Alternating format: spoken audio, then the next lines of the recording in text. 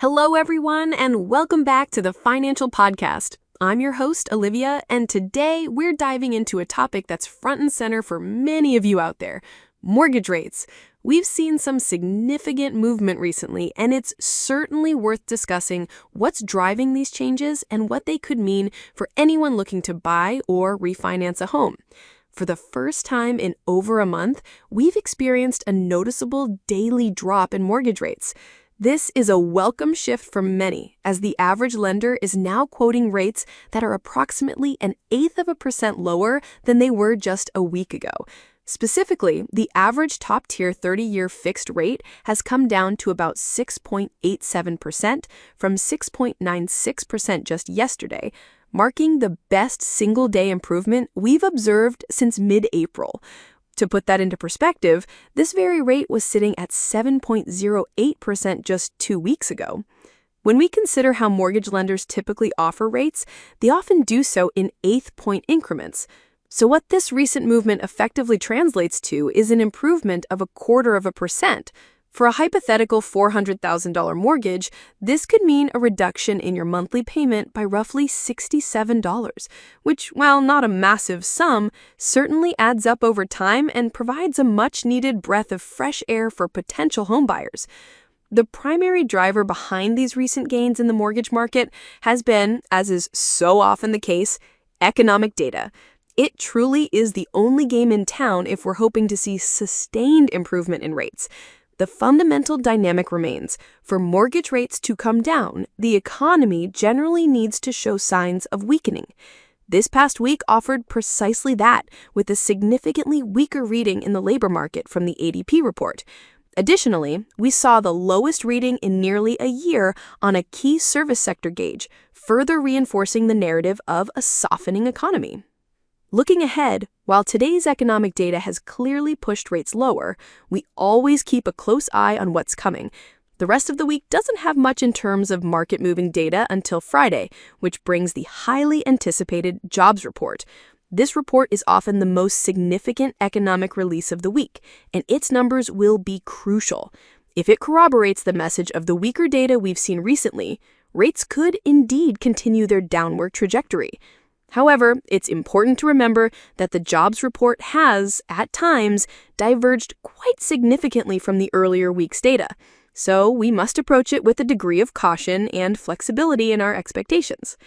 When we talk about what truly influences mortgage rates, it's not always a direct correlation with the Federal Reserve's policy decisions, as many might assume.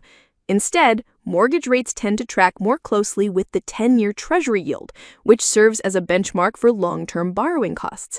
While the Fed's actions, such as their bond buying policies and the federal funds rate, certainly have an indirect impact, the immediate movement often reflects broader economic signals, inflation expectations, and the overall health of the job market.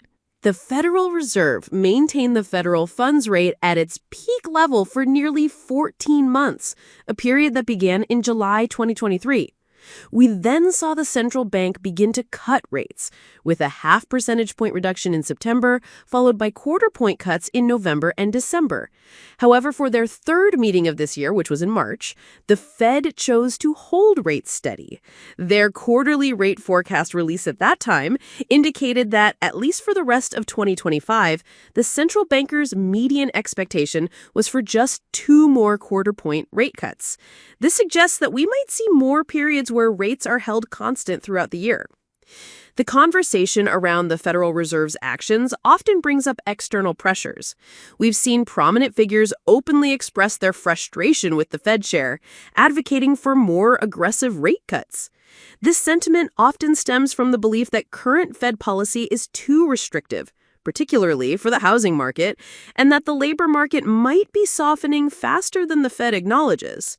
Indeed, the Fed themselves have indicated that their focus is heavily weighted on the labor market when considering policy adjustments, often even more so than inflation when contemplating a shift towards a more neutral policy. Now, let's address the elephant in the room, the elusive 3% mortgage rates that many buyers fondly remember from a few years ago. It's crucial to understand that those exceptionally low rates from 2020 and 2021 were an anomaly, a direct result of emergency economic policies implemented during the peak of a global pandemic. They were a short-term response to an unprecedented crisis designed to stimulate the economy. As the economy continues to find its footing and moves past those emergency measures, we are unlikely to ever see a return to those historic lows. In fact, if we look at the historical average for a 30-year fixed-rate mortgage since the 1970s, it hovers around 7.8%. So while today's rates may feel high compared to the pandemic era, they are not historically high. Despite the recent dip in rates, the overall picture for mortgage demand remains somewhat subdued. We've now seen mortgage application volume fall for a third consecutive week. Total applications on an adjusted basis dropped by nearly 4% during the last reported week. This trend holds true for both refinances and purchase applications, which each decreased by 4% compared to the previous week. Interestingly, both categories are still significantly up compared to the same week last year, with refinances up by 42% and purchases by 18%. This suggests that while overall activity is low, there's still more movement than a year ago, likely due to slightly improved rates compared to peak highs. A key observation from the application data is that the overall average refinance loan size has been the smallest since July 2024. This indicates that many potential borrowers are still holding out, anticipating and hoping for larger rate drops before they commit to refinancing. This cautious approach is also reflected in the broader housing market. Pending sales of previously owned homes, for instance, experienced their largest drop since September 2022 last month. This points to a disappointing spring selling season, largely attributed to prospective buyers being hesitant about both high asking prices and the prevailing borrowing costs. The message from industry experts is clear. The current market is all about mortgage rates. Lower mortgage rates are seen as essential to truly bring buyers back into the housing market in full force. While there has been an increase in housing inventory, which is a positive sign for buyers, the sales figures haven't seen a corresponding boost because many potential buyers are still on the sidelines, waiting for more affordable financing options. This waiting game is also evidenced by the rise in the share of existing home sales that were canceled, which reached its highest point since January 2024 in the 3 months through April. However, for those who are financially ready, the current market environment also presents unique opportunities that might not last if rates drop further. With mortgage applications falling and many potential buyers holding back, there's less competition in the market right now. This means that bidding wars are less prevalent and buyers often have better negotiating power.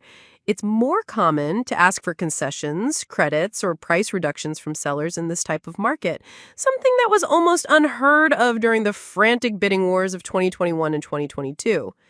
Looking ahead, expert forecasts suggest that mortgage rates will likely ease gradually throughout 2025.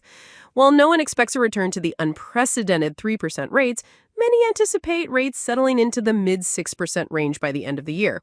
For instance, some forecasts suggest that 30-year fixed rates could be around 6.5% in the second quarter, potentially dropping to 6.2% by the fourth quarter of this year, and even as low as 6.1% by early next year. Other predictions place them slightly higher, perhaps around 7% in the second quarter, moving down to 6.7% by year-end and 6.6% into early 2026. This indicates a general trend toward lower rates, but with variations, and certainly not a precipitous plunge. For potential home buyers, this presents a crucial decision point. Waiting indefinitely for much lower rates, particularly for a return to the 3% range, could mean missing out on significant opportunities. Home prices are still projected to appreciate, with some forecasts estimating nearly a 5% rise over the next year. If your budget can accommodate current rates, buying now means you start building equity while home values climb. Furthermore, if rates do come down significantly in the future, as experts predict, they might to 6.2 or even 5.5% by late 2025 or 2026, you always have the option to refinance and secure a lower monthly payment without losing out on the home you've already purchased. Acting now also gives you a head start, especially with more homes currently on the market than we've seen in years. Think about it. If rates do fall more significantly, what do you think will happen? Everyone else who's been waiting on the sidelines will jump back in, leading to increased competition and potentially reigniting those bidding wars we've all heard about. Getting ahead of that rush could put you in a much stronger position to find the right home with less pressure. In conclusion, while the dream of 3% mortgage rates is a relic of a unique economic period, the current market offers both challenges and opportunities. We're seeing rates come down, albeit gradually, driven by economic data, and the Fed is on a path towards potential rate cuts later in the year. The best approach for anyone considering a home loan is to focus on what aligns with your personal financial readiness and your short and long-term goals. Don't speculate excessively on market movements, as interest rates are cyclical. Instead, work closely with a trusted real estate agent and a reputable lender who can provide you with personalized insights, explain the nuances of the current market, and help you understand all the costs involved, not just the interest rate. By doing so, you can build a solid game plan that works for you, regardless of minor fluctuations.